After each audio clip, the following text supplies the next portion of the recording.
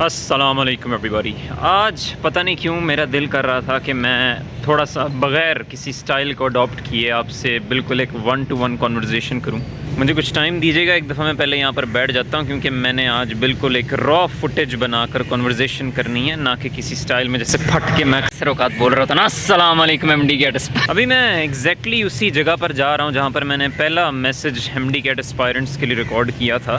تو میرا خیال ہے اب میں وہیں پر موجود ہوں جہاں پر میں اب آپ سے تھوڑی سی ایک ویسے بات کروں گا. اس کو آپ نے بالکل میں یوں سمجھنا کہ ایک بڑا بھائی آپ کو کوئی بات بتا رہا ہے, اور جو اس جگہ پر موجود ہے جہاں پر آنے کے کافی لوگ جو ہیں وہ خواب دیں. میں نے بھی کسی زمانے میں کسی وقت میں یہ خواب دیکھا تھا کہ میں اس جگہ پر آؤں گا.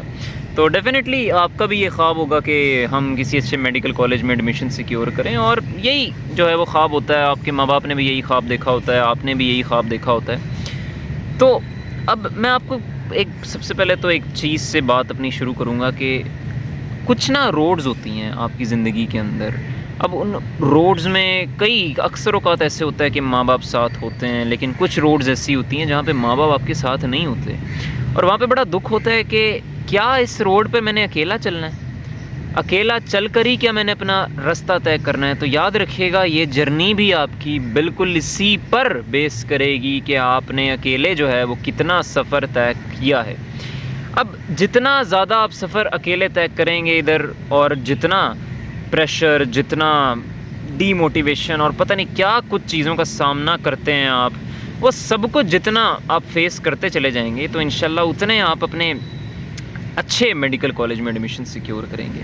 کیونکہ یہ راستہ ہی اکیلے کاٹنے کا, اکیلے دشواریاں سہنے کا, اکیلے ڈی موٹیویشن سہنے کا, پریشر کو ہینڈل کرنے کا, اور ایک چھوٹے لیول سے بڑے لیول کے اوپر آنے کا, اور تھوڑے سے انڈیپینڈنٹ ہونے کا راستہ ہے.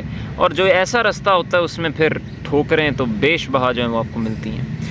تو اب آپ کے پتہ نہیں کتنے ایف ایل پیز ہو رہے ہوں گے, کتنے ٹیسٹ ہو رہے ہوں گے. مجھے نہیں پتا کہ آپ لوگ کہاں سے بلانگ کر رہے ہیں اور کہاں سے یہ ویڈیو دیکھ رہے ہیں. میں تو ایک جگہ پر موجود ہوں, وہاں سے اس ویڈیو کو ریکارڈ کر رہا ہوں, لیکن اب مجھے نہیں پتا کہ آپ کے کتنے ٹیسٹوں میں نمبر آ رہے ہیں. آپ کو ڈیلی ڈی موٹیویشن کا سامنا کرنا پڑتا ہوگا. آپ کو لگتا ہوگا کہ یار یہ کیا, یہ ویڈیو تو بنا دیتے ہیں لیکن ہمیں کون جو ہے وہ اس طریقے سے آ کے موٹیویٹ کرے گا, یا پھر ہمیں کوئی بات ایسی سمجھائے گا جو ہمارے لیے کبھی ان فیوچر بھی جا کر بینیفیشیل ہوگی, not just up to the medical college admission.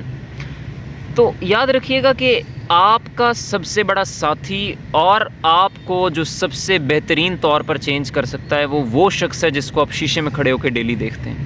کہنے کا مطلب یہ ہے کہ آپ کو زندگی میں اگر کوئی بہترین تبدیلی لا کر دے سکتا ہے تو وہ آپ ہیں اور آپ خود ہیں. ٹھیک ہے, میں مطلب اس چیز کو اسی طریقے سے کنوے کرنا چاہ رہا ہوں کہ آپ کی لائف کے اندر کوئی تیسرا بندہ یا کوئی دوسرا بندہ آتا ہے اور یہ کہتا ہے کہ تمہاری لائف کو سنوارنے میں میرا سب سے بڑا رول ہے.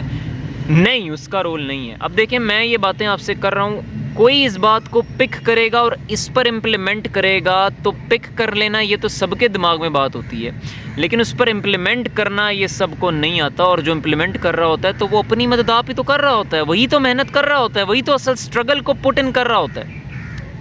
تو بالکل میرے جو گیپ ایئر تھا اس میں بھی میرے انسٹرکٹر نے مجھے ایک بات کی تھی کہ آپ کی زندگی کے اندر اگر آسانیاں چاہتے ہیں تو دوسروں کے لیے آسانیاں پیدا کرنا شروع کر دیں.